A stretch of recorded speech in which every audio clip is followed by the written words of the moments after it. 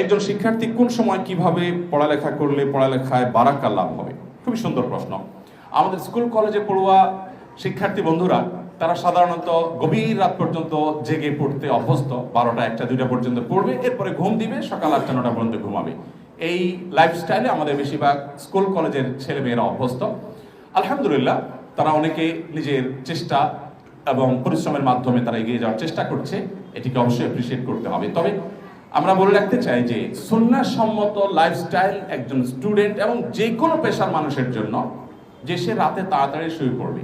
রাতে খুব গভীর রাত পর্যন্ত জেগে থেকে কোনো কিছু করার মধ্যে কল্যাণ নাই। আমাদের অনেকে দেখবেন রাত 12টা 1টা 2টা পর্যন্ত কাজ করে, সকাল 9টা পর্যন্ত ঘুমায়। ভাই, আপনি এশার পরে যদি ঘুমায় যান, যে 3 ঘন্টা 4 ঘন্টার সময় আপনি এশার পরে ব্যয় করলেন, এই সময়টা আপনি সকালবেলা দেন। কেন সকালবেলা দিবেন? কারণ নবী করিম সাল্লাল্লাহু আলাইহি ওয়াসাল্লাম দোয়া করেছেন, আল্লাহুম্মা বারিক লি উম্মতি ফি বুকুরিহা, আল্লাহ ওর উম্মতের জন্য সকালের সময়টাতে বারাকা দান করেন। কোরআনে আল্লাহ রাব্বুল আলামিন শপথ করেছেন ওয়াস সুবহি ইযা তানাফফাস, সকালের সময়টা শপথ করেছেন। ওয়াল ফাজরি ওয়া লায়ালিন আশর, ফজরের সময়ের শপথ করেছেন। আল্লাহ তাআলা কোন সৃষ্টির নামে শপথ করে ইঙ্গিত দিতে চান যে এই সৃষ্টি অন্য সাধারণ সৃষ্টির থেকে অনেক গুরুত্বপূর্ণ। পুরো দিনের কোন সময়ের নামে এত শপথ হয় নাই, সকালের সময়ের নামে আল্লাহ তাআলা যত শপথ করেছেন, কারণ এই সময়টা অনেক গুরুত্বপূর্ণ। এই সময় যে যে কাজ করবে আল্লাহ তাআলা সেখানে বারাকা দিবেন। অতএব শিক্ষার্থীরা গভীর রাত পর্যন্ত যে পড়াশোনা না করে রাতে তাড়াতাড়ি শুয়ে গিয়ে রাতে 6 ঘন্টা 7 ঘন্টা 8 ঘন্টা ঘুমানোর পর যে ফ্রেশ মানসিকতা থাকবে, এরপর উঠে যে পড়াশোনা করবে, অল্প সময়ে আল্লাহ তাআলা তাকে অনেক বেশি বারাকা দিবেন। দিনভর যে জঞ্জাল, যে গ্যাঞ্জাম, যে ফাসাদ, যে হ্যাচেল, যে আশেপাশের পরিবেশের দূষণ ইত্যাদি, এগুলোতে থাকার পর আপনি এশার পরে পড়তে বসেছেন। আপনার পড়াটা যত বেশি রপ্ত করতে পারবেন, যত বেশি মুখস্থ করতে পারবেন, যত বেশি আপনি আয়ত্ত করতে পারবেন, ভোর রাতে আপনি গভীর ঘুমে দীর্ঘ রাত আচ্ছন্ন থাকার পর যখন ফ্রেশ মাইন্ডে বসবেন, তখন বেশি আত্মস্থ করতে পারবেন। এটা একটা বাস্তব উদাহরণ হলো এই শিক্ষার্থীরা যারা আমার সামনে বসে আছে।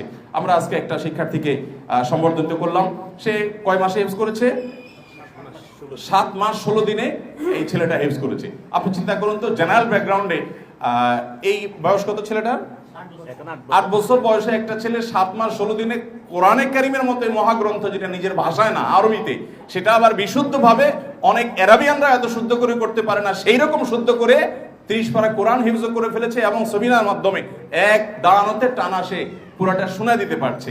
এটা এই মাদ্রাসায় একটা বাচ্চা হয়েছে, বাংলাদেশে শুধু একটাই ঘটনা ঘটেছে এমন নয়। এরকম বাচ্চা প্রায় সময় বিভিন্ন মাদ্রাসায় ঘটে থাকে, আমরা দেখে থাকি, এরকম বাচ্চা বের হয়ে থাকে। আপনি জেনারেল ব্যাকগ্রাউন্ডে এরকম আরেকটা দৃষ্টান্ত খুব বেশি দেখাতে পারবেন না, পাবেন কিছু বিচ্ছিন্ন ঘটনা, এরকম মাদ্রাসাগুলোতে প্রায় দেখা যায়।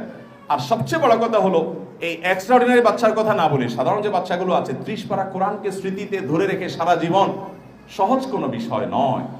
এত অসাধ্য সাধন তারা করছে। তাদের মেথডটা কি? মেথডটা হলো রাতে তাড়াতাড়ি তারা শুয়ে পড়ে, আসার পরে ভোর রাতে তারা উঠে যায়। ওই সময় স্মৃতিশক্তি আপনার প্রখর হয় এবং যে কোনো কিছু আত্মস্থ করতে পারে।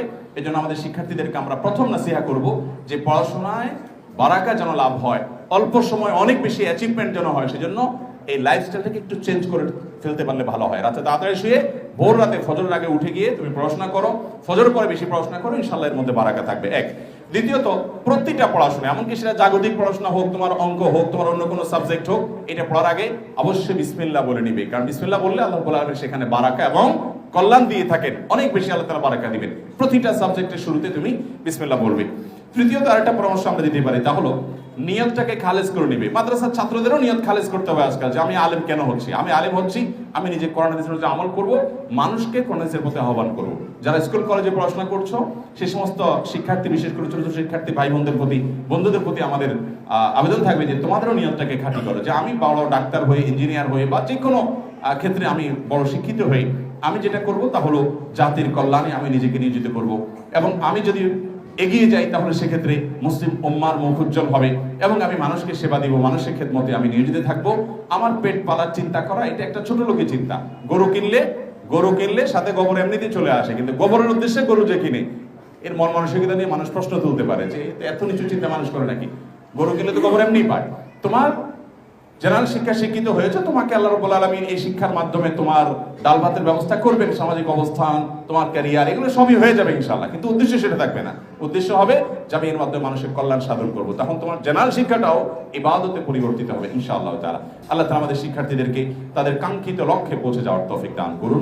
অত্র প্রতিষ্ঠান সহ বাংলাদেশের সকল দিনই শিক্ষা প্রতিষ্ঠান যেন অনেক দূর এগিয়ে যায়, আমাদের তরুণ প্রজন্মকে যেন পথ দেখাতে পারে, আমাদের দিগ্ভ্রান্ত তরুণরা যেন তারা যেন পথের দিশা পায় সমস্ত প্রতিষ্ঠান থেকে, আমাদের আগামীর নাগরিকরা তারা যেন আমাদেরকে রাহবরি করতে পারে।